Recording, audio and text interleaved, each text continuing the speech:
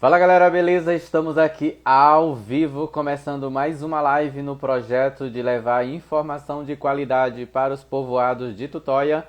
E hoje nós vamos conversar com um advogado e funcionário público federal especializado em Previdência Social. Nós vamos conversar com Márcio Mesquita. Então, quando a galera entra, vamos compartilhando, dando like na tela para que a gente acompanhe essa live e faça ela um sucesso. Eu vou só aguardar aqui a galera entrar. O pessoal está começando a entrar. Eu vou pedir que Márcio acabou de entrar. A galera vai compartilhando aí o link da live. Eu vou mandar aqui. A gente está iniciando esse assunto muito importante. Tem muita gente esperando a nossa live.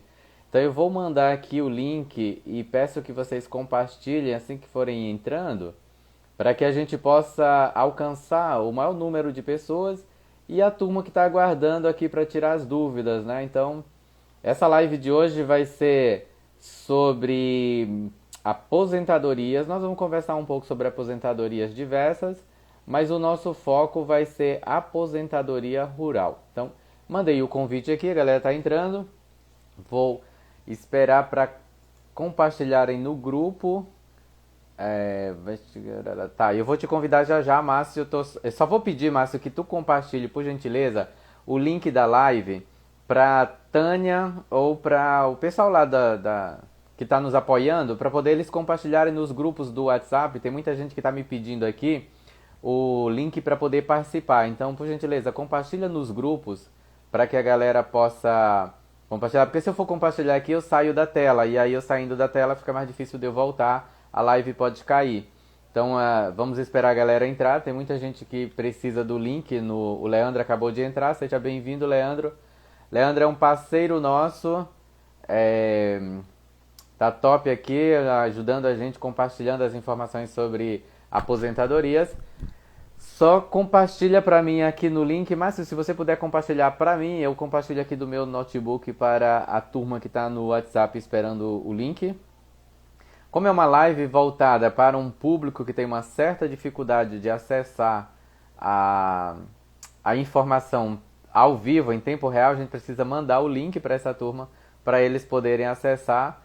E a gente vai explorar bastante o tema para ficar gravado para que eles possam assistir depois. Eu só estou esperando alguém aqui me enviar o link para eu poder compartilhar nos grupos, que aqui eu não consigo compartilhar da minha tela. Eu não consigo compartilhar nos grupos. Deixa eu só ver se eu consigo aqui pelo notebook. Só um minutinho.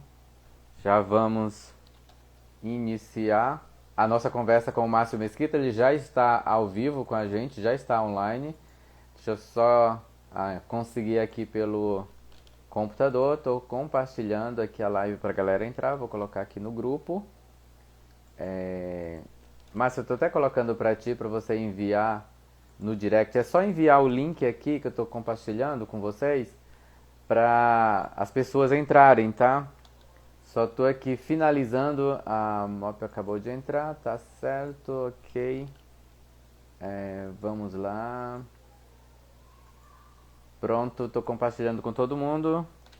Link da live. Aqui tudo é ao vivo sobre aposentadoria.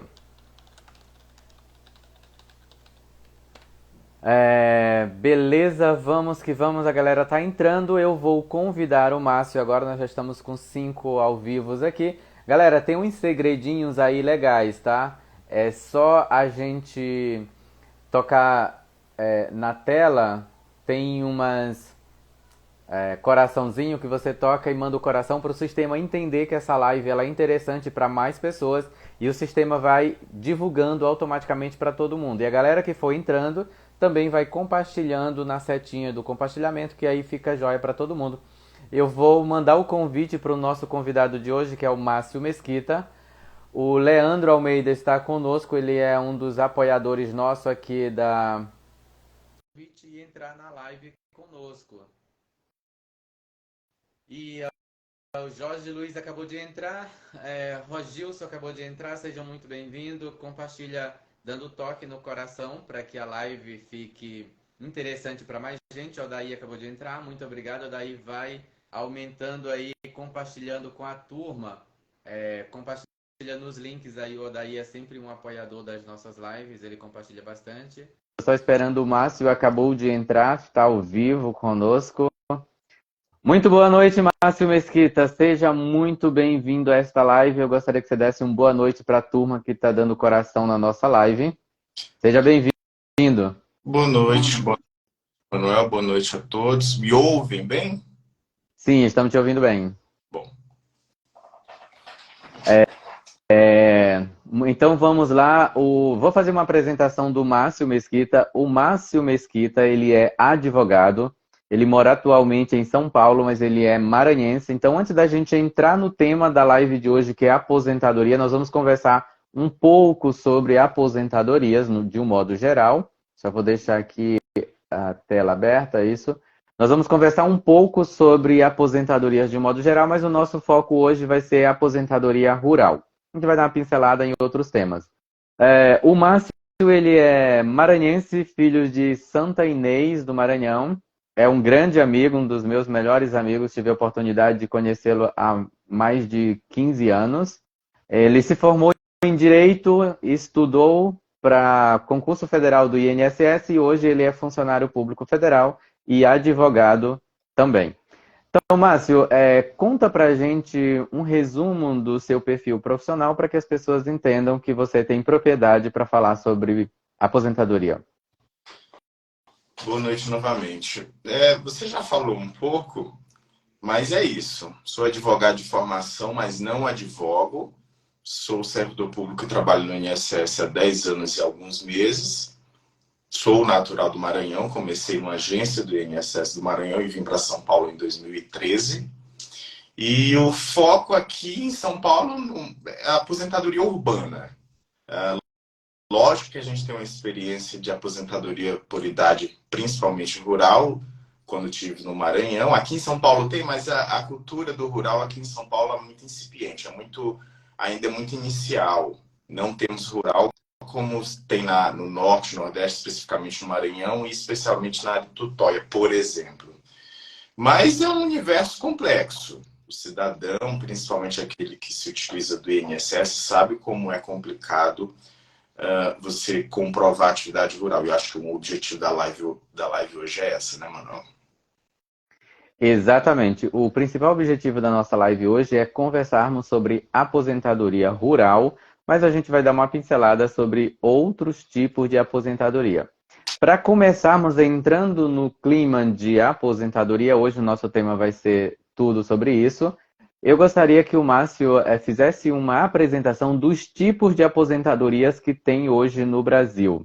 Por exemplo, tem aposentadoria por tempo de contribuição, tem aposentadoria por serviço, tem aposentadorias especiais por determinadas classes, tem aposentadoria urbana, aposentadoria rural, aposentadoria por invalidez.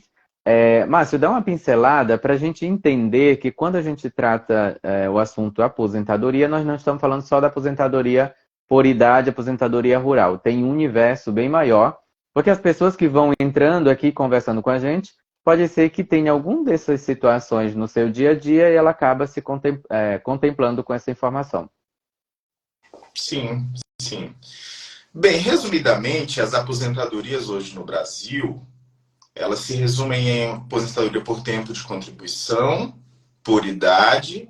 A aposentadoria por invalidez ela é conhecida comumente com este nome, mas com a reforma da Previdência, e é bom que se adapte a essas nomenclaturas, ela passou a ser chamada por aposentadoria por incapacidade permanente, tá? Então, quando se ouvir falar, se ler falar em aposentadoria por incapacidade permanente, é a antiga aposentadoria por invalidez. Assim bem como o auxílio-doença se chama hoje auxílio por incapacidade temporária.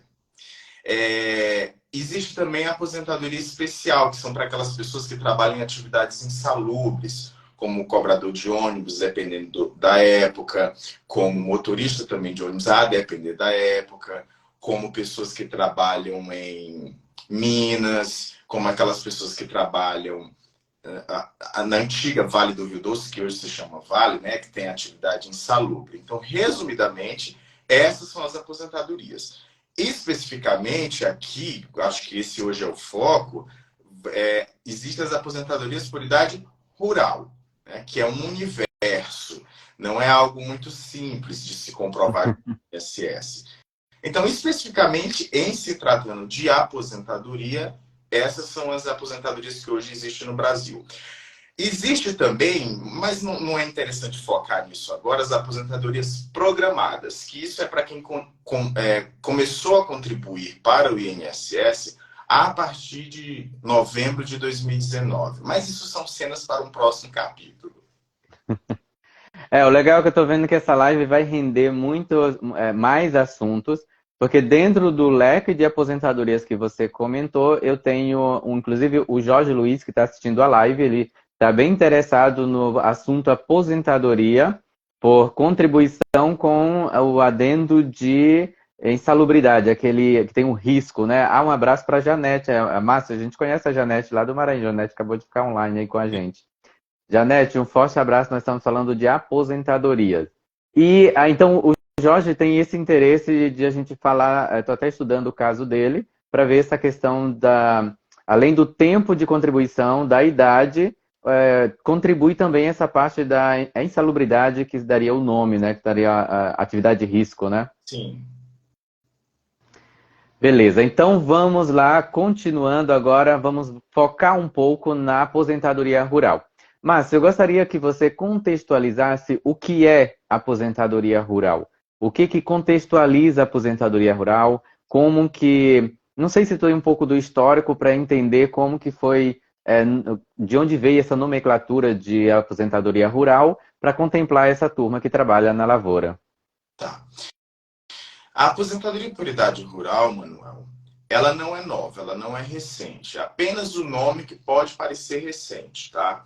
Ela é para um público, como você acabou de dizer, para lavrador, pescador, seringueiro, extrativista, quilombola, para esse tipo de público da sociedade brasileira.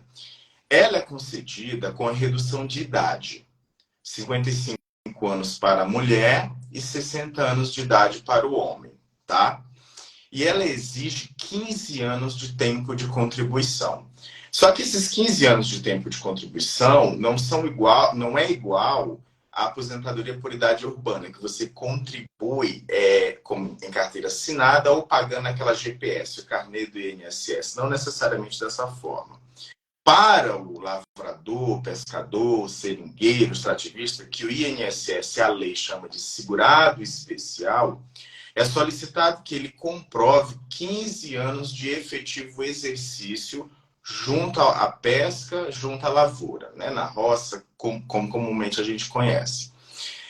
Comprovando esses 15 anos de carência, que a gente chama, 15 anos de tempo de contribuição, o segurado passa a usufruir dos benefícios que o INSS oferece, no caso, especificamente, a aposentadoria por idade rural. Com 55 anos de idade a mulher, 60 anos de idade o homem e 15 anos de comprovação de tempo de contribuição na lavoura ou na pesca, a pessoa consegue se aposentar. Necessariamente, o benefício irá gerar um valor de um salário mínimo. E como que se comprova esse tipo de tempo? Como que você consegue, já que não é por contribuição? Você consegue comprovar apresentando documentação. Eu vou dar um exemplo de uma documentação que é extremamente comum. Certidão de casamento. Normalmente, quando você vai se casar, as certidões de hoje nem tanto, mas as mais antigas sempre era regra vir dessa forma. Você perguntava a profissão dos nubentes e colocava lá lavrador ou trabalhador rural. E para as mulheres, a cultura da época, normalmente se colocava do lar ou dos afazeres domésticos. Por exemplo, essa nomenclatura, essa inscrição de lavrador serve perante o Instituto de comprovação do exercício da atividade rural.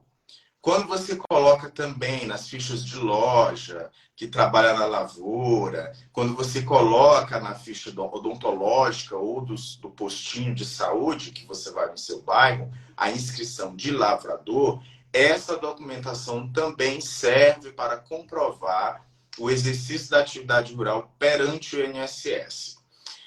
O que acontece muitas das vezes é que as pessoas, o segurado, ele acaba não tendo esta documentação. E isso, infelizmente, acaba prejudicando.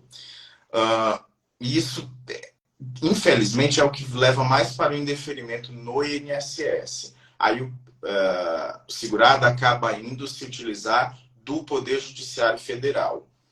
E a vantagem de utilizar o Poder Judiciário Federal é que você pode utilizar da prova testemunhal, o que no INSS, a princípio, não é aceito. Ou seja, Márcio, aí você está falando de um ponto que eu tinha elencado aqui para a gente conversar, que é como comprovar o trabalho rural para ter direito à aposentadoria. Você está dizendo que tem uma série de documentos, que esses documentos, assim, não tem um documento...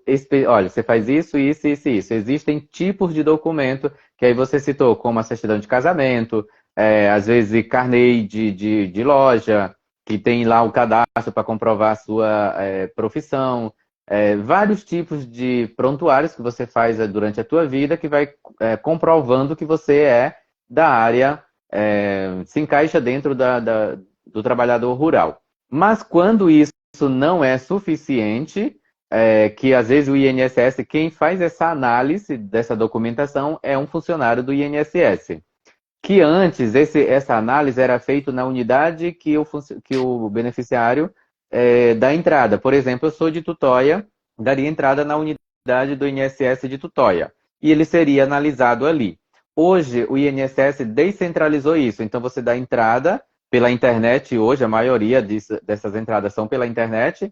E ele é analisado em qualquer lugar da regional. Então, se essa pessoa que pegar esse documento, esse processo, analisar e indeferir, aí para a linguagem indeferir é negar, para a turma mais simples aqui, se o funcionário negar esse benefício, o assegurado tem como entrar com uma ação se valendo do setor dos serviços jurídicos, é isso? E aí, nesse serviço, nessa ação jurídica, ele pode comprovar com outras ferramentas, inclusive o testemunho, correto?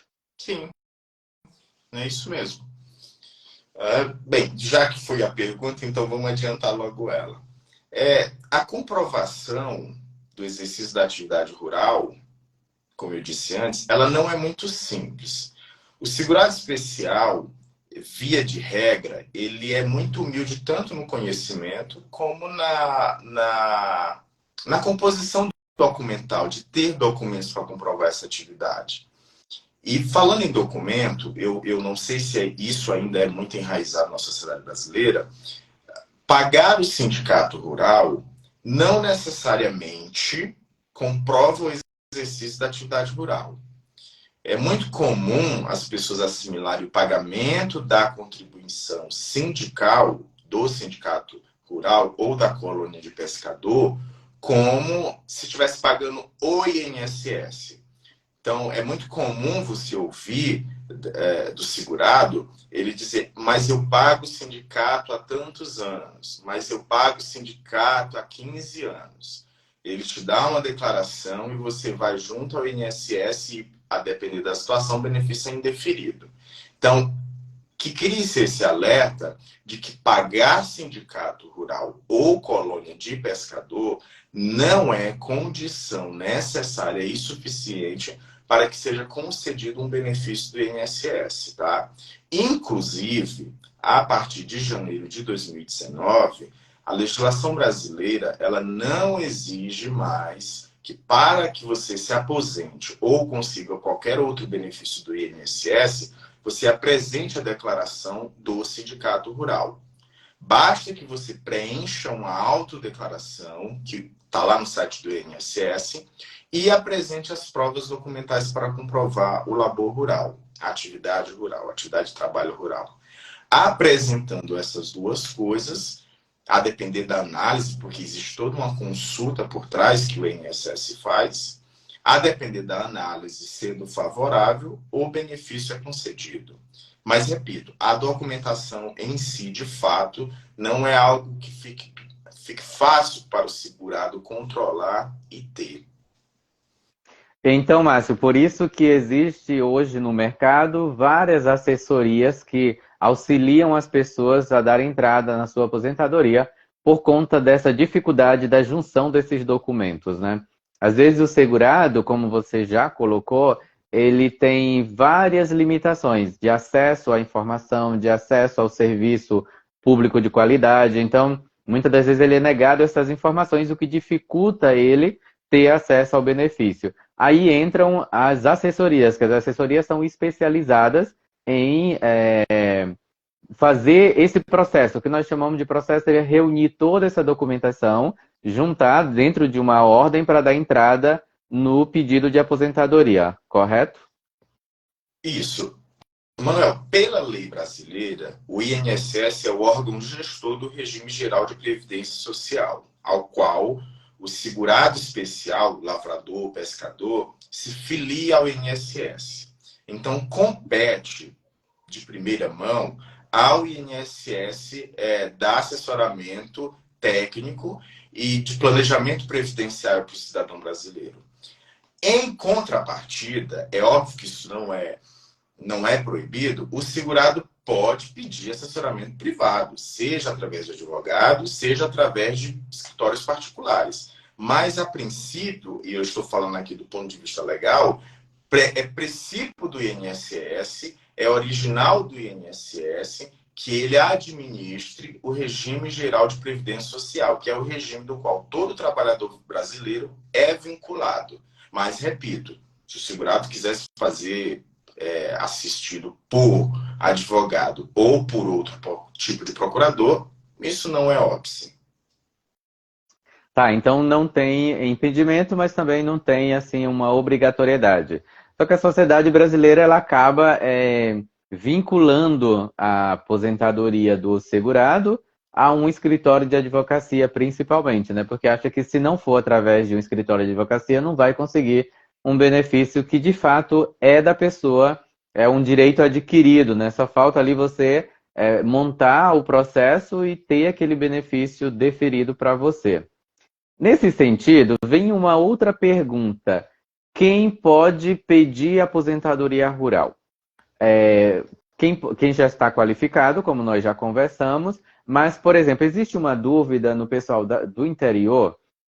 Eu vou pedir minha aposentadoria, eu sou obrigado a ir no sindicato, na colônia de pescadores, para eles poderem dar entrada, porque eu não posso dar entrada em nenhum outro lugar, porque senão eu vou ter meu benefício indeferido, não sei o quê. Quem pode dar entrada nesse processo de aposentadoria junto ao INSS? Quais os meios que você tem para dar entrada, se é pelo telefone, se é só presencialmente, se é online? Como funciona esse processo de dar entrada? Primeiro, o segurado. O segurado pode dar entrada. Ou ele pode constituir procurador, né? Seja ele um advogado, seja ele um outro tipo de profissional.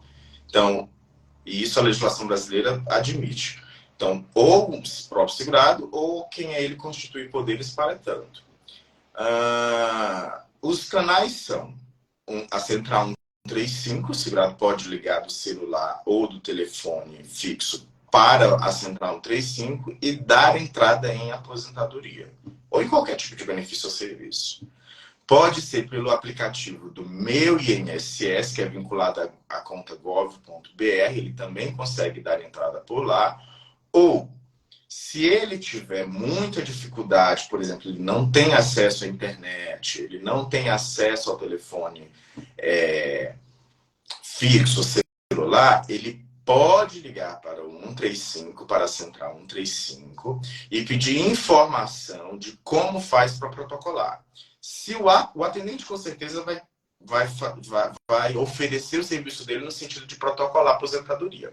Mas caso ele não queira ir, porque é um direito do cidadão ser assistido pelo INSS, como eu disse antes, ele pode agendar para ir perante uma agência física do INSS e protocolar o pedido de aposentadoria ou de qualquer outro benefício ou serviço. Além disso, existem os acordos de cooperação técnica que o Instituto faz com algumas entidades, como, por exemplo, como a OAB, a Ordem dos Advogados do Brasil, como alguns sindicatos ou colônia de pescadores, ou como a Associação de Professores, Associação de Metalúrgicos, etc. e tal. Ou seja, O INSS, no objetivo de levar assistência previdenciária para todo cidadão brasileiro, pode firmar acordo de cooperação técnica com prefeituras, com entidades, com associações, com federações. E isso o INSS está indo muito bem, inclusive. O cidadão consegue dar entrada por muitos canais que não necessariamente os ordinários, os mais comuns, ou seja, a Central 135 e o aplicativo do meu INSS. Legal, mas isso aí é muito bom, porque nem eu sabia que a coisa funcionava desse jeito. É legal a gente conversar com quem entende, quem tem a informação correta, que a gente consegue tirar as dúvidas. Então, eu consigo, se eu cheguei no... se eu tenho a qualificação para eu ter o meu benefício, eu posso ligar simplesmente no 135, o INSS vai me orientar do início ao fim de todo o processo. Como você já falou, o INSS ele não só faz o deferimento do benefício, ele também auxilia, ajuda o beneficiário que quer fazer diretamente no INSS. Além do aplicativo, também existe os acordos com as associações, as colônias, os sindicatos, mas não são eles que vão fazer a análise. E nem é obrigatoriedade o segurado dar entrada por eles. Eles podem ter um meio de facilitar. Por exemplo, lá na Estiva, inclusive eu já estou vendo essa possibilidade, a gente pode vincular, fazer um acordo com o INSS para que os moradores dos nossos povoados possam ir até a sede da associação e, através dos nossos equipamentos, dar entrada no processo. Ou seja, uma forma de eu ajudar a auxiliar a comunidade a ter esse benefício se ela tiver dificuldade de acessar os demais canais, correto?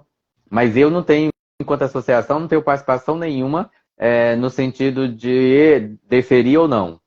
Sim. As entidades conveniadas, Manuel, elas funcionam como um elo entre o INSS, enquanto estrutura física, e o cidadão. As entidades, elas não exercem nenhum poder sobre a análise. Isso quer dizer, sobre a concessão ou sobre a negativa do benefício. Ela é apenas um portal que facilita a entrada dos requerimentos. Normalmente, não que isso seja regra, mas essas entidades, elas oferecem um apoio para que o cidadão saiba que documento juntar.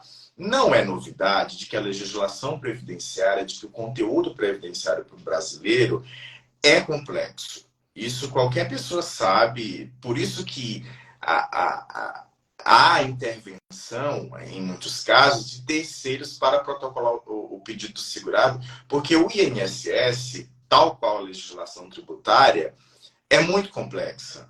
Ela é cheia de poréns, inclusive quando se fala em reforma de previdência, quando a gente fala dos períodos de transição, das regras de transição, isso se torna muito complexo para o cidadão.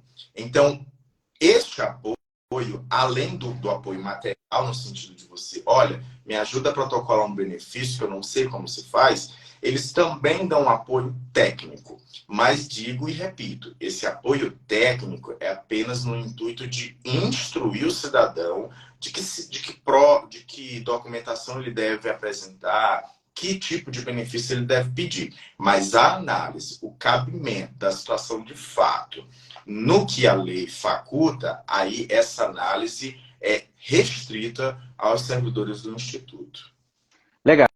Eu vou dar uma pausa aqui na nossa pauta para a gente responder as perguntas da turma, que já estão aqui, tem umas 5 perguntas, já anotei.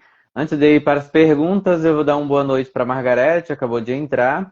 A Neurilene, seja muito bem-vinda, fez uma pergunta, inclusive vou já responder. Pedir para o Márcio responder, na verdade. A Pamela, acho que é isso, Pamela também fez uma pergunta, seja muito bem-vindo, vou já responder. Frase da Maria também mandou um coração para o Márcio, acho que deve conhecer o Márcio. E mais uma turma toda que vai entrando aqui. Então vamos às perguntas. Por enquanto eu tenho 3 perguntas que nós vamos responder, vocês podem mandar, eu estou copiando, colocando num bloco de nota e vou passar para o Márcio aqui. 3 perguntas para você distintas, Márcio, aí você vai respondendo de acordo com a sua análise. Vamos lá. Primeira é a pergunta do Jorge Luiz. Ele diz o seguinte, a construção civil pesada, ela se encaixa dentro de uma atividade que considera de risco? para eu poder ter a redução do tempo de aposentadoria? A construção civil em si, ela é todo um emaranhado de atividades. A princípio, quando você fala da construção civil, você pode dizer que, via de regra, sim. Quando você trabalha na construção civil ou em qualquer atividade que seja insalubre, existe um documento chamado PPP, Perfil Profissiográfico Previdenciário. Toda empresa é obrigada a ceder este documento ao segurado e o segurado tem o direito de exigir da empresa este documento. Neste documento, chamado PPP, Perfil Profissiográfico Previdenciário, é que vai dizer em que condições o segurado exercia a atividade laboral dele. Aí lá podem ter situações que a gente chama de fator de risco, cancerígenos, ambientais, físicos, como ruído. Então, à medida que é dado esse documento para o segurado, ele submete este documento à análise do INSS. Mais especificamente, este documento vai ser analisado por um perito médico federal, que é vinculado à Secretaria da Perícia Médica Federal, que é um órgão diferente do INSS, tá? Os peritos hoje não fazem mais parte do INSS. Eles prestam serviço para o Instituto. Então, o médico vai avaliar se aquela atividade é ou não insalubre, tá?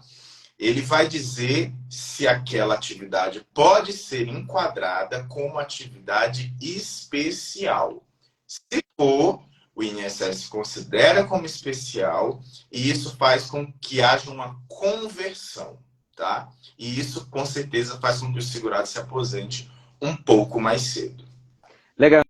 Então essa foi a pergunta do Jorge Luiz. A galera tá gostando, tá tendo mais pergunta. Márcio, a Margarete Castro tá mandando um boa noite para você e um abraço. Marga, um forte abraço, tá tudo bem. Vamos à pergunta da Pamela. Acho que é essa a pronúncia. Pamela Cherron. Acho que deve ser assim. Me perdoe se eu tiver pronunciado errado. Social do INSS. Se eu não me engano, ela é do Pará. Não sei se é de Belém, mas é do Pará. Desculpa, eu não ouvi a sua voz, cortou um pouquinho. É uma amiga minha, conhecida, do Pará. Ela é assistente social do INSS. Boa noite. Isso. Boa noite, Gedeias. Seja muito bem-vindo à nossa live sobre aposentadoria. Então, Márcio, a pergunta da Pamela é a seguinte.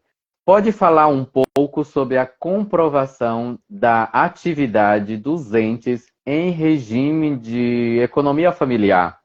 A exemplo dos filhos maiores de 21 anos que vivem com os pais. Você conseguiu entender a pergunta da Pamela? Entendi. Assim, a legislação ela diz que é segurado especial aquele que exerce atividade rural devidamente comprovada. E por equiparação, os filhos de até 21 anos, de até 21 anos não. Os filhos a partir de 16 anos, solteiros. Não há uma limitação de idade para os filhos.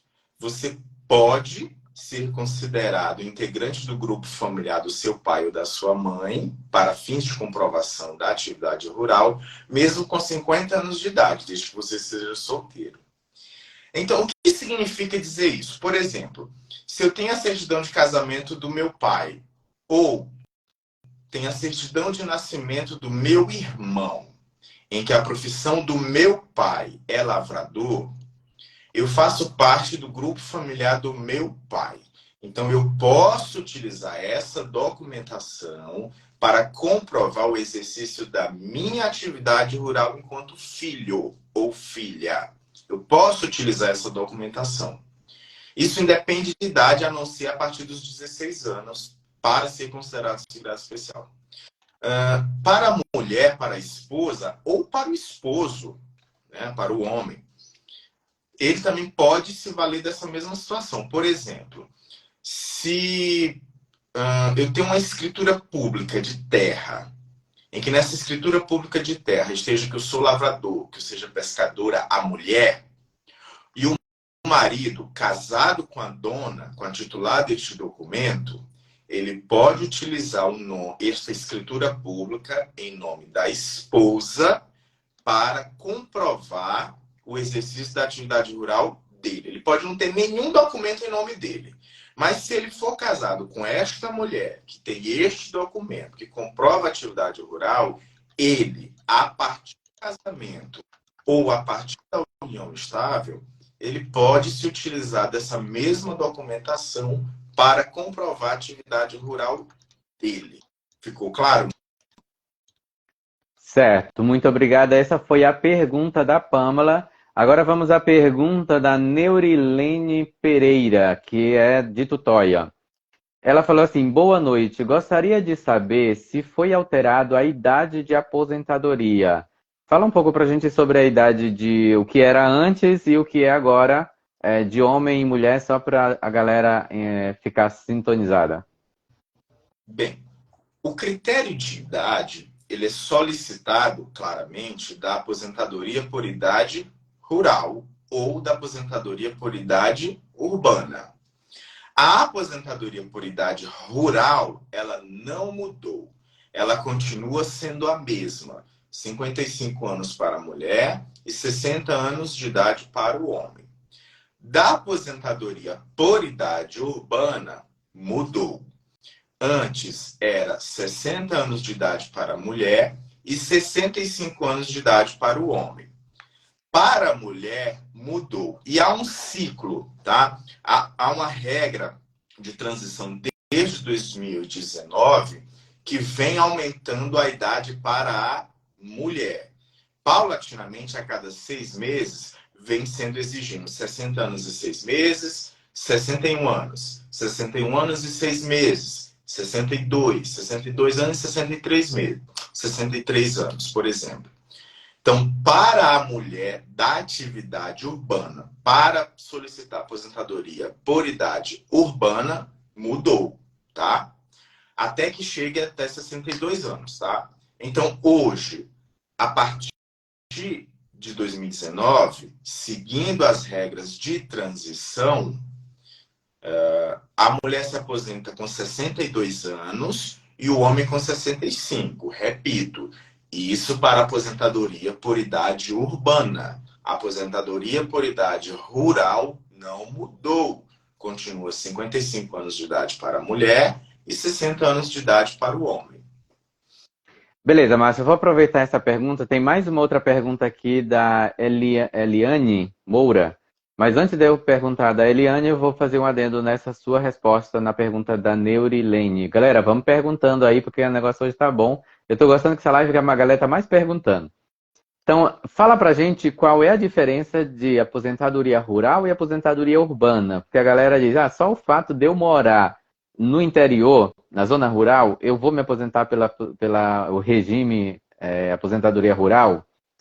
Então, coloca assim, explica que se de repente você, o perfil da sua documentação ou da sua contribuição é urbana, não importa onde você mora. Só para a galera entender o que é aposentadoria rural e urbana. Boa noite, Guilherme. Para que a gente possa entender o sentido de aposentadoria, a gente tem que firmar o seguinte entendimento. A aposentadoria no Brasil, ela é contributiva, ela é de caráter contributivo. Não existe aposentadoria sem contribuição.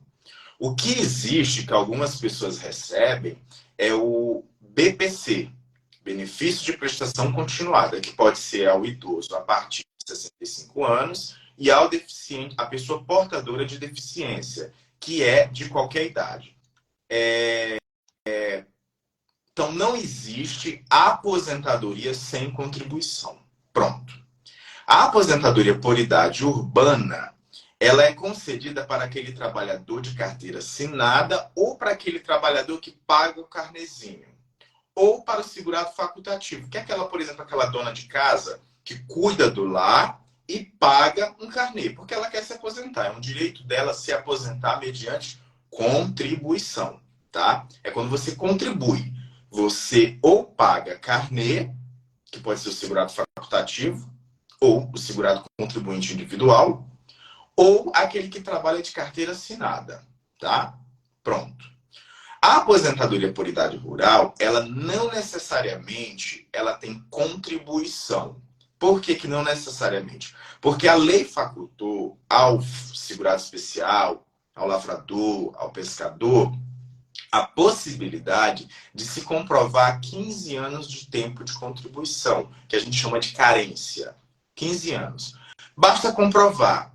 Porque como esse segurado, ele é especial, ele é humilde, ele não conhece bastante os seus direitos trabalhistas e previdenciários, a lei facultou ele, olha, só me comprova que você é segurado especial, que você é lavrador, que você é pescador. Me comprovando, eu te aposento por idade rural. Então, não é só o fato de morar na zona rural que faz de você um pretenso titular de uma aposentadoria por idade rural. Não é só isso. Por exemplo, você pode morar na zona rural, por exemplo, eu não sei se na estiva tem, um agente de saúde que more lá. Por mais que ele trabalhe na estiva, ou more na estiva, perdão, ele trabalha de carteira assinada. Então, ele não pode ser considerado um trabalhador rural, porque ele é um trabalhador de carteira assinada, ele é um trabalhador urbano. Ele não trabalha na lide rural. E a legislação diz que quem trabalha de carteira assinada num vínculo empregatício de natureza urbana não pode ser segurado especial, ou seja, não pode ser lavrador ou pescador para fins previdenciários. É porque se a pessoa quiser trabalhar no banco, se a pessoa quiser ser assistente social e quiser ser pescador, ela pode. Só que ela não pode utilizar esse tempo de pescador para se aposentar como pescador, porque ela já está de carteira assinada como assistente social, como agente de saúde.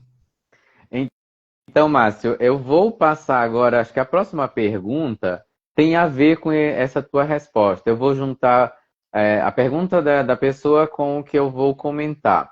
Se eu tenho um tempo de carteira assinada e digo que eu sou lavrador, eu não posso juntar o tempo que eu fui carteira assinada para comprovar tempo de contribuição para solicitar. Eu tenho que descartar esse tempo que eu fui de carteira assinada, correto? Não. Você pode juntar. É o que se chama de aposentadoria por idade híbrida. Ah, é o Você... que híbrida, isso, eu vi aqui. Isso, é aposentadoria por idade híbrida. Você pode juntar um tempo de trabalhador rural, como lavrador, como pescador, com o período que você trabalhou de carteira assinada, como segurado urbano. Tá? O que a legislação exige? Só que seja respeitada a mesma idade da aposentadoria por idade urbana. Então, quando você mistura tempo rural com tempo de urbano, você tem que ter idade de 62 de mulher e 65 anos de homem.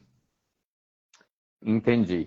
Galera, vocês estão percebendo que assim, as respostas estão mais simples possíveis, mas a complexidade é muito além do que o Márcio está falando. Nessa complexidade toda, boa noite, vida ativa é a Tânia, Márcio. Está dando uma boa noite para mim, boa noite para você, a Tânia Castro. Bom, vamos para a próxima pergunta, que é da Eliane Moura. Ela diz o seguinte: um benefício auxílio-doença pode passar mais de um ano em análise? De poder passar, pode, mas não é o normal. E, infelizmente, esses são casos bem específicos de algumas situações. Neste caso, Eliane, eu sugiro que faça uma reclamação na ouvidoria do INSS, porque não é normal um benefício esperar um ano para ser concedido. Tem alguma coisa de errado. Não é normal. Principalmente um benefício dela, que é de auxílio por incapacidade temporária, que é o antigo auxílio-doença, que é um benefício onde a urgência é bastante reclamada, é bastante exigida. Então, esperar um ano para um auxílio-doença atualmente chamado de auxílio por incapacidade temporária, seja concedido, não é normal. Eliane, eu sugiro que você nem vá na agência do INSS. Faça uma reclamação pela ouvidoria, ligando para a central 135, ou até pelo gov.br, existe o Fala BR, que é a ouvidoria do governo federal. Você faz uma reclamação e quem administra esse site, esse sistema, encaminha a reclamação para o INSS. Legal. E agora a Neurilene fez uma outra pergunta, que é a aposentadoria por tempo de contribuição, e isso aí eu já entro agora na continuidade dos nossos temas, que nós estamos desbravando bastante a aposentadoria rural. E nessa aposentadoria rural, nós temos aqui a aposentadoria rural da forma mais completa, a aposentadoria rural da forma híbrida, que o Márcio já comentou um pouco, eu vou pedir para ele explicar um pouquinho melhor essas diferenças, e a aposentadoria por tempo de contribuição. Esses 3 tipos de aposentadoria, na verdade, 4. A aposentadoria rural, ela tem as suas características, que é a idade mínima do homem e a idade mínima da mulher, mas eu vou pedir para o Márcio fazer um resumo entre as 4. Aposentadoria rural, a híbrida, a por tempo de contribuição, e é isso. Vai lá, Márcio. Sim. Tem a aposentadoria por idade, rural e urbana, aposentadoria por tempo de contribuição, aposentadoria por incapacidade permanente, que é a antiga aposentadoria por invalidez, e a aposentadoria especial. É para responder a pergunta sobre a aposentadoria por tempo de contribuição? Isso, por tempo de contribuição. Como é que funciona? A aposentadoria por tempo de contribuição, eu vou explicar do início, tá? Para poder ser entendida a evolução. Ela exigia 30 anos de tempo de contribuição para a mulher e 35 anos de tempo de contribuição para o homem. E não havia idade mínima. Bastava você ter 30 anos de tempo de contribuição, se mulher, e 35 se homem. E se aposentava. Isso até novembro de 2019. A partir de novembro de 2019, quem não conseguiu completar os requisitos para se aposentar por tempo de contribuição vai ter que cumprir um pedágio, que são as regras de transição. E existem várias regras de transição por conta da reforma da Previdência de 2019. Uma delas, por exemplo, é a soma da idade com o tempo de contribuição. Então, resumidamente, é o seguinte: se você estava pleiteando, estava esperando completar os 30 anos de tempo de contribuição, ou os 35 anos de tempo de contribuição, homem, mulher e homem, respectivamente, e não conseguiu até novembro de 2019, infelizmente você vai ter que contribuir mais, vai ter que esperar um pouco mais, tá?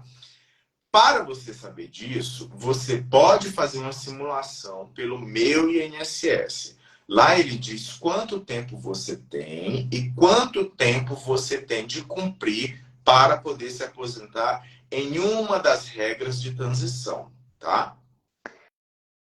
Então, Márcio, quer dizer que essa regra de transição ainda não está completa, está sendo, tá acontecendo. E para a turma que quer saber, nesse período agora, quanto tempo precisa ainda contribuir, ou se já está no seu tempo, ele pode acessar o Meu INSS, que é um aplicativo, mas também pode ser acessado pela internet, no computador. Coloca lá os seus dados e faz uma simulação para saber como seria o tempo que ele ainda precisa contribuir, ou se ele já pode solicitar a aposentadoria. E aí eu te pergunto, se ele entra no Gov e faz a simulação e diz que ele já está apto a solicitar a aposentadoria, mesmo assim ele tem que fazer comprovações, ou ele só precisa solicitar lá o benefício? Não, se o simulador do INSS está dizendo que ele tem direito a uma aposentadoria, ele tem. Aí ele tem que pedir. Eu só faço uma advertência. Às vezes, há certas incorreções no CNIS. O CNIS é o Cadastro Nacional de Informações Sociais. É onde consta a vida laboral das pessoas que trabalham de carteira assinada ou que pagam um carnezinho do INSS. Em algumas situações, há inconsistência nas informações, tá? Como data de entrada ou de saída de um vínculo errada. Aí isso pode fazer que a simulação fique incorreta, tá? E acabe falseando uma situação que não é a verdadeira, né? Acabe informando para o cidadão que ele tem direito a um benefício que ele não tem. Então, mesmo que lá na simulação do meu INSS conste que a pessoa tenha direito ao benefício, é interessante e prudente que ela dê entrada no benefício e espere a resposta oficial do INSS, se foi concedido ou não. Se não for concedido, o INSS vai dizer o motivo pelo qual não foi concedido. Certo. Pergunta que muita gente me mandou, mas ainda não vi aqui a pergunta. Falar nisso, um abraço para o Francisco Castro, acabou de entrar. Gente da gente. Márcio, eu vou me aposentar. Eu tive uma contribuição, e aí a gente foge um pouco da aposentadoria rural. Que a aposentadoria rural, ela garante um salário mínimo, ponto. Mas existe a aposentadoria de contribuição que ela pode trazer um salário acima do mínimo.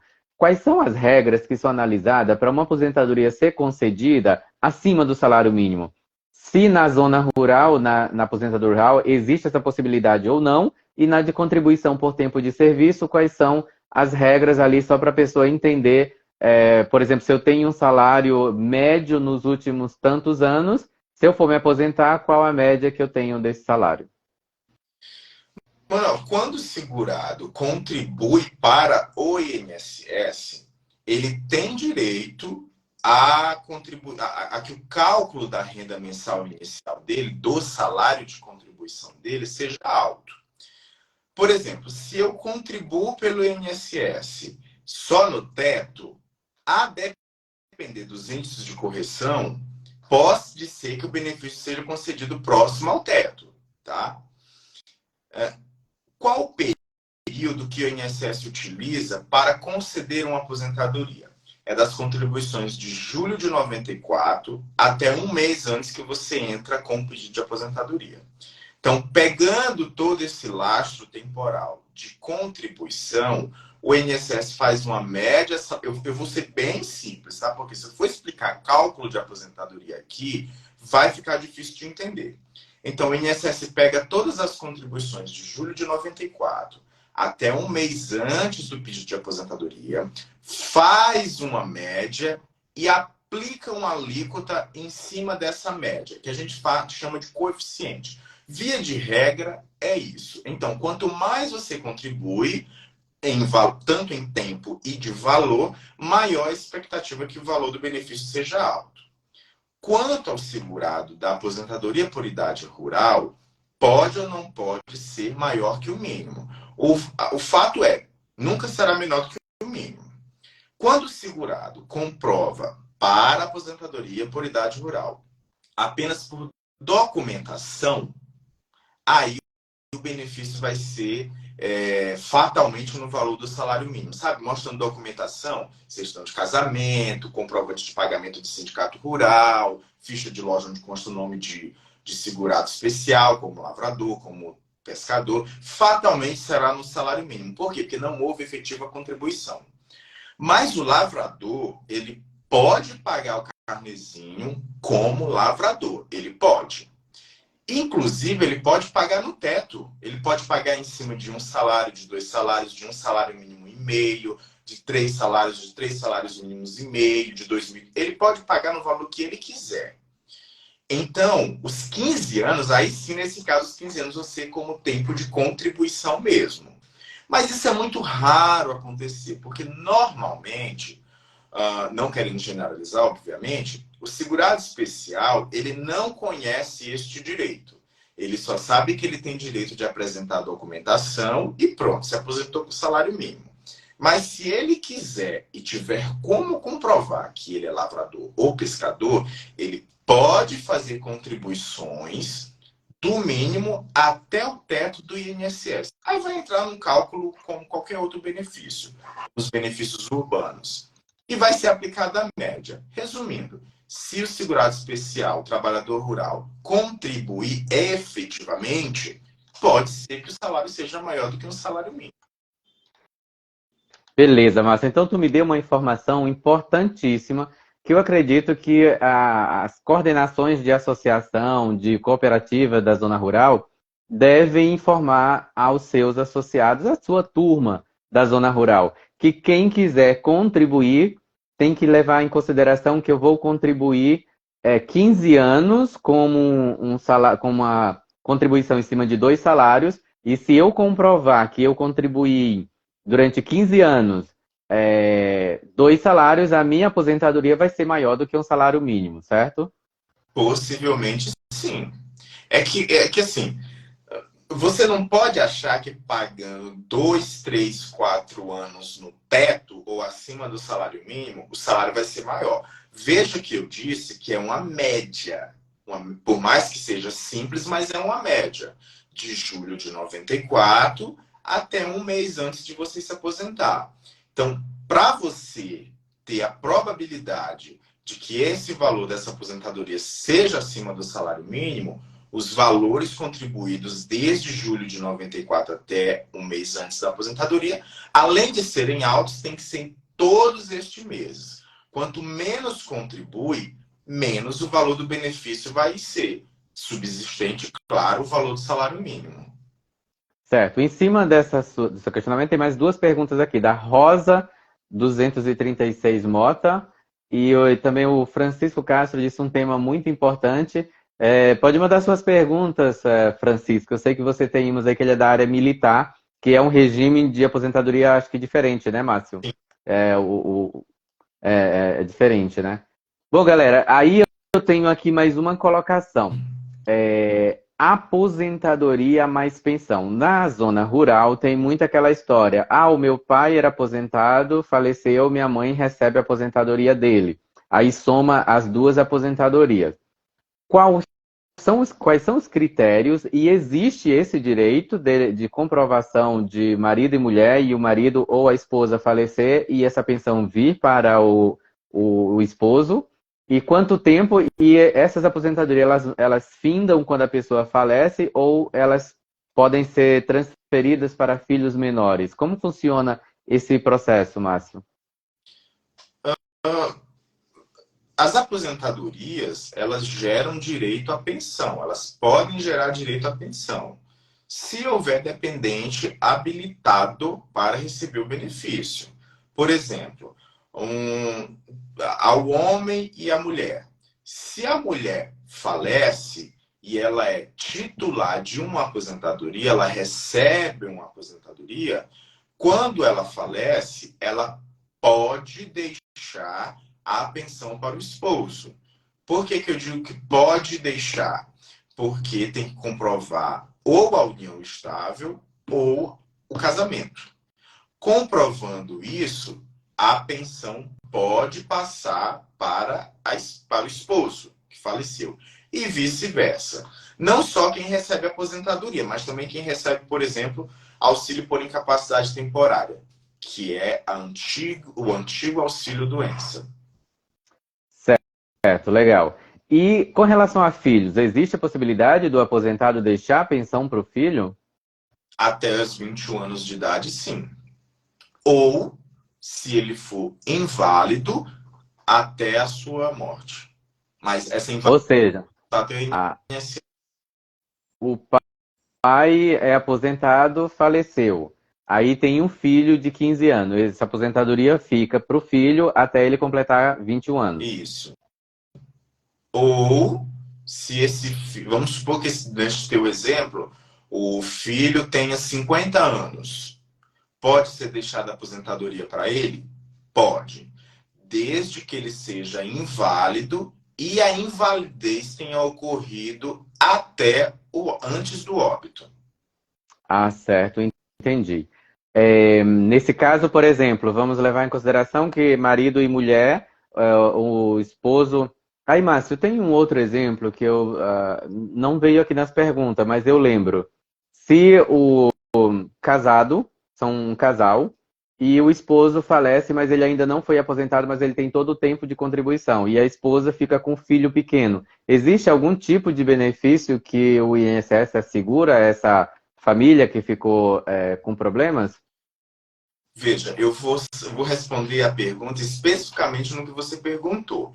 Você acabou de dizer que o segurado faleceu tendo direito a um benefício, mas não pediu. É isso? Basicamente. Tá, porque são situações diferentes e eu vou explicar. Se ele faleceu tendo direito a um benefício, mas ele não pediu este benefício, que é uma aposentadoria, o INSS, na hora que for analisar a pensão da pessoa, da criança que está pedindo, por exemplo, ou da esposa, ele vai ver que o segurado, quando faleceu, tinha direito a um benefício, mas não o pediu quando estava vivo. Aí o INSS vai conceder a pensão porque ele tinha o quê? Direito adquirido. Isso é uma situação. Aí eu destaco uma situação, porque isso é muito comum, a gente ouve muito na lei do dia a dia. O segurado faleceu, contribuiu vários e vários anos em valores altíssimos, por exemplo. Mas ele não implementou todas as condições para ter um benefício concedido, como uma aposentadoria, por exemplo. Quando você for pedir uma pensão, você pode pensar o seguinte: poxa, mas ele trabalhou durante 15 anos e morreu com 55 anos. Uma pessoa se aposenta com 15 anos de tempo de contribuição e 55 anos de idade, um homem? Não. Então, por mais que ele tenha contribuído 15 anos, por mais que tenham sido várias e altíssimas contribuições, ele não implementou direito a nenhum benefício perante o INSS. Então, infelizmente, isso cai para as contribuições ficarão para o regime geral de previdência social. Por quê? Da onde é a fundamentação disso? Porque o regime previdenciário brasileiro, dentre várias características dele, está o da solidariedade. As pessoas pagam para que os outros usufruam dos benefícios, tá? Eu até entendo o cidadão ficar frustrado, chateado, porque o companheiro, a companheira passou anos e anos contribuindo para o INSS e quando falece não tem direito a uma pensão ou não tem direito a uma aposentadoria. Esse é o motivo, tá? Porque o nosso sistema brasileiro ele é solidário. Um paga a aposentadoria do outro, paga a pensão do outro, paga o auxílio por incapacidade temporária de um do outro. E é assim nosso sistema. Eu não diria que as contribuições ficaram perdidas, mas elas foram vertidas para o todo. Entendi. E aqui nós temos a pergunta da Rosana, Rosana 2365 Mota. Qual o valor é pago na contribuição em cima de um salário mínimo? Ou seja, quanto em espécie eu tenho que pagar, considerando que eu quero contribuir no teto de um salário mínimo? Tá, vamos lá. O cidadão ele pode escolher contribuir desde o salário mínimo até o teto do INSS. Não é um ou outro. É do salário mínimo até valores que cheguem ao teto. Ele pode contribuir 5%, 11% e 20% em cima daquilo que ele deseja pagar. Eu só faço uma observação. O 11% que você paga, ele te dá direito a todos os benefícios do INSS, exceto a aposentadoria por tempo de contribuição. Se você escolhe pagar 11%, e faço outra observação, o 11% é somente sobre o salário mínimo. Se você paga 11%, você só pode pagar 11% sobre o salário mínimo. Então, pagando 11% sobre o salário mínimo, você só vai ter direito à aposentadoria por idade, aposentadoria por incapacidade permanente, auxílio doença, que hoje se chama auxílio por incapacidade temporária, salário e maternidade, somente a esses. Você não vai ter direito à aposentadoria por tempo de contribuição. O recolhimento de 5% ele é destinado para as donas de casa ou donos de casa também. A legislação não faz exceção acerca do gênero da pessoa. que é o segurado facultativo, 5%. Só que você tem que 5% sobre o quê? Sobre o salário mínimo. Só que você tem de ser considerado segurado de baixa renda. Você tem que estar inscrito no CRAS, tá? No órgão que administra o CAD único do município. Somente após você ser considerado como segurado facultativo de baixa renda, você pode pagar 5% do salário mínimo. O percentual de 20% do salário, aí sim, o 20% você pode pagar sobre o salário mínimo até o teto. Aí esse te dá direito a qualquer tipo de benefício no INSS. Esse não tem nenhum tipo de restrição. Você calcula 20% em cima do que você deseja pagar. Quer pagar 20% em cima de 2.000? Pega 2.000 e tira 20%. Aí vai ser o valor da contribuição. Isso se aplica aos outros, de 5% e 11%. Pega o salário mínimo e tira 5% ou 11%. Repito para que fique frisado. 5% e 11%, a legislação permite que seja aplicada somente ao salário mínimo. Não é possível você pagar 5% ou 11% em valor superior ao salário mínimo.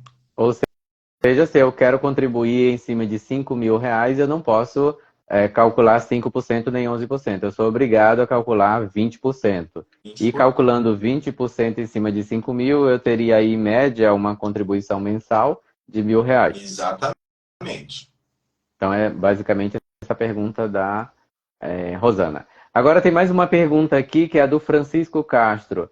Uma pessoa com 45 anos de idade, sem a visão de um dos olhos, tem direito a se aposentar ou a receber algum benefício?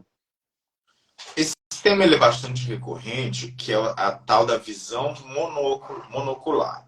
Isso foi aprovado recentemente pelo Congresso Brasileiro, elegendo não, né? Porque parece que vai ser um benefício, transformando a visão monocular como deficiência.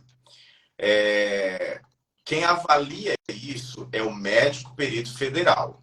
O benefício é solicitado ao INSS e o INSS passa a análise desta pessoa para a perícia médica federal. Tendo direito, a pessoa pode, se for o caso, e assim reconhecido pela perícia médica, ter direito a algum tipo de benefício. Isso vai depender do benefício que ela peça ou da análise do perito. Por exemplo, pode ter direito a um auxílio-doença? A depender da situação, pode. Essa situação quem vai julgar é o médico perito. Por isso que eu não posso taxar situações, porque é uma análise que compete única e exclusivamente aos médicos peritos que analisam benefícios de natureza, por exemplo, acidentária ou não. Beleza, então quer dizer, pode ou não pode? Depende. Aí você, nesse caso, eu pelo menos indicaria procurar uma assessoria mais especializada para analisar a documentação, a comprovação para poder solicitar esse benefício, né? Ou estou errado na minha concepção? Nesse caso não, Manuel. Se a pessoa acha que ela tem um tipo de deficiência, basta ela procurar o INSS. Os servidores, eles vão saber dizer, olha, nesta situação, de acordo com o seu quadro atual e de acordo com a sua filiação ao INSS, a forma de como você paga o INSS, você pode pedir determinado benefício, entendeu? Sim. Aí, isso é um assessoramento externo mais especificado, não. Basta ir ao INSS. Beleza, Márcio. Então, vamos... galera, mandem suas perguntas. Nós já estamos com 1 hora de live. A gente já está finalizando, mais uns 15 minutos no máximo. Então, mandem as perguntas de vocês, que agora a gente vai dedicar só para tirar dúvida. Mas antes de tirar dúvida, e já sendo dúvida de outras pessoas, a pessoa que é qualificada como lavrador da zona rural, da aposentadoria rural, ela tem direito a salário maternidade e como isso funciona? E o seguro defeso, como isso funciona? Manuel interrompeu. Deu um tilt. Voltou para você? Não. Tá me ouvindo agora? Agora voltou. Tá, a pergunta é, o segurado da zona rural, ele tem direito ao salário materno, ao benefício de seguro defeso, ou tem algumas restrições para solicitar esses benefícios? A mesma pessoa que tem direito a uma aposentadoria por idade rural, ela tem direito ao salário de maternidade ou ao seguro-defeso. Basta comprovar o efetivo exercício da atividade rural, pela mesma documentação que eu falei, né? Não há nenhuma restrição quanto a isso. Certo. E tem mais duas perguntas da Vida Ativa. Desde que esteja contribuindo para o INSS, acho que ela quis afirmar isso. Ou independente da contribuição, refiro-me ao caso deficiente. Ah, não, tá, ela está perguntando. Tá. Eu acho que a Tânia está perguntando, Vida Ativa é a Tânia. Isso. Está perguntando. Eu vou interpretar o deficiente quanto ao BPC. Se não for, Tânia, especifica, tá? O BPC, que é o benefício de prestação continuada à pessoa com deficiência, ele independe de carência ou de contribuição, que dá no mesmo. Porque ele é um benefício da assistência social. E a assistência social brasileira, ela não é contributiva. A previdência social, ela é contributiva, mas a assistência social não é contributiva. Então, uma pessoa com deficiência que não tem condições de pagar o INSS, ela pode pedir um BPC, benefício de prestação continuada, à pessoa com deficiência. Por outro lado, existem também os benefícios que assistem à pessoa com deficiência, que contribui. Por exemplo, vamos supor que eu seja uma pessoa com visão monocular, por exemplo, né? E eu trabalho de carteira assinada. Eu posso pedir benefício ao INSS? Pode. Existe uma aposentadoria específica para esse público, que é a aposentadoria por idade urbana da pessoa com deficiência ou a aposentadoria por tempo de contribuição da pessoa com deficiência. Você pedir um desses dois, a pessoa vai passar pela perícia médica federal, a perícia médica federal vai dizer se aquela pessoa é deficiente e de quando a quando ela foi ou é deficiente. A depender do período que a perícia médica diga que aquela pessoa é deficiente, o tempo a ser exigido vai ser menor. Eu vou dar um exemplo. Numa aposentadoria por tempo de contribuição da pessoa com deficiência, normalmente a gente exige na aposentadoria por tempo de contribuição 35 anos. Se o médico diz, não, esta pessoa é deficiente de tanto a tanto grave, porque existem 3 níveis, leve, médio e grave. Se o médico perito diz que é grave, aí o tempo de contribuição dela a ser exigido não vai ser mais de 35 anos. Vai ser menor. Vai ser um tempo menor. Então, se o médico reconhece, a pessoa vai se aposentar por tempo de contribuição com menos de 35 anos, portanto mais cedo, e na condição de deficiente. E quando é concedida uma aposentadoria por idade da pessoa com deficiência ou aposentadoria por tempo de contribuição da pessoa com deficiência, há um benefício maior ainda. O valor da renda será de 100% da média apurada. Não vai incidir o famoso fator previdenciário. Tá? Certo, Márcio, eu entendi, muito obrigado. Galera, nós estamos chegando ao final da live. A gente teve uma travadinha aqui na conexão do Márcio, ficou travando um pouco no final, mas deu para todo mundo entender. Nós iniciamos nossa live às 19 horas, já são 20 horas e 15 minutos, nós estamos com 1h15. Hoje nós conversamos com o Márcio Mesquita, que é advogado e funcionário público federal do INSS. Atualmente ele exerce as suas funções enquanto funcionário público nas agências de INSS de São Paulo, mas dá palestras e cursos em várias outras unidades. Ele hoje, além de atuar como funcionário, ele também contribui com a formação de novos funcionários. Então é bem legal a gente conversar com ele, porque ele traz uma base do que ele vivencia e do que ele passa para a turma que vai analisar os processos. Foi muito legal a gente conversar com o Márcio, a turma que entrou aqui, um abraço para todo mundo que participou. Tivemos várias perguntas. Márcio, eu gostaria de solicitar a sua boa noite, o seu agradecimento à turma, para que a gente continue aí nas próximas semanas. Bem, obrigado, Manuel, pelo convite. É sempre um prazer espalhar conhecimento, afinal, sem conhecimento a gente não consegue viver bem. E espero que tenha sido produtiva. O INSS, o direito previdenciário, ele não é fácil de lidar, tá? Ele não é de fácil entendimento, mas garanto que o INSS ele consegue esclarecer isso para o cidadão, tá? Então, sempre que o cidadão tiver essa necessidade, procure o INSS ou ligue para a Central 135. O INSS não é um bicho-papão, tá? Ele só tem regras complexas, mas quando você precisa do INSS e você tiver direito a um benefício, com certeza ele será concedido. E meu boa noite a todos. Boa noite, Márcio. Muito obrigado para o Leandro Almeida. O Leandro Almeida Consultoria, ele é especializado em auxiliar as pessoas a adquirirem seus direitos junto ao INSS. Ele já contribui com a nossa turma de tutóia da Estiva ali. A galera que precisa de se aposentar na nossa região pode contar com o Leandro. Ele é um amigo, fez faculdade, trabalhamos juntos. O Jorge Luiz está dando muito obrigado. Jorge, nós respondemos a sua pergunta sobre o trabalho diferenciado. O Márcio já respondeu, acho que você estava ouvindo. Um forte abraço para Tânia Castro, pela vida ativa. A Tânia comprou essa bandeira da melhor idade aí e está fazendo um excelente trabalho. Então, parabéns. Aproveitar aqui publicamente e dar os parabéns. Muito obrigado ao Francisco Castro, que contribuiu com a fala sobre a aposentadoria dos militares. Eles têm um regime de previdência diferenciado. Muito obrigado a Elaine Moura. Você top, amigo Márcio. Hoje só tivemos elogio para o Márcio, né? Márcio é super querido.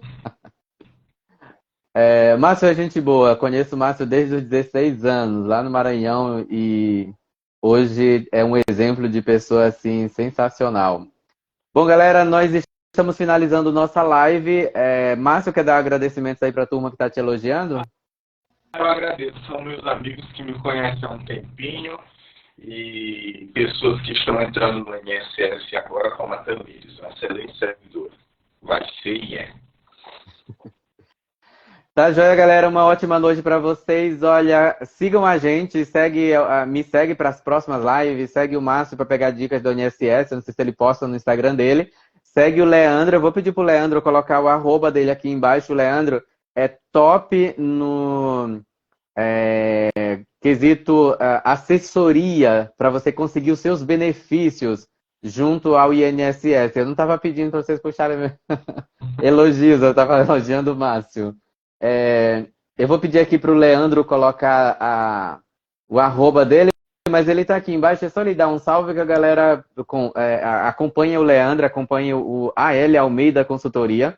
Ele é especializado em auxiliar os aposentados, ou não os aposentados ainda, mas os detentores do direito de aposentadoria, junto ao INSS. Turma, que vocês tiverem dúvidas, entre em contato comigo, entre em contato com o Márcio. Acho que ele é uma pessoa bem aberta, que dá para tirar algumas dúvidas. Ele é muito ocupado, mas ele passa aí. Pode direcionar, o Leandro colocou aqui, ó. Podem mandar também as suas dúvidas para o Leandro direto no direct dele. Ele é um profissional há mais de 20 anos que ele trabalha nessa consultoria junto ao INSS. Ele foi funcionário do INSS e saiu para dar esse auxílio à turma. E é estudante de advocacia. Eu cursei 1 ano com ele lá em Praia Grande, direito. Então é uma pessoa super, super competente. Galera, um forte abraço, uma ótima noite, paz para todo mundo. A gente se vê na próxima semana com a próxima live. Então segue o arroba Manuel Castros para se manter sempre informado aí dos temas que nós vamos trazer para Tutóia, para o Maranhão e para o Brasil como um todo, que essa live de hoje foi para muita gente que está espalhada aí no Brasil. Um forte abraço, ótima noite para vocês. Tchau, tchau, galera.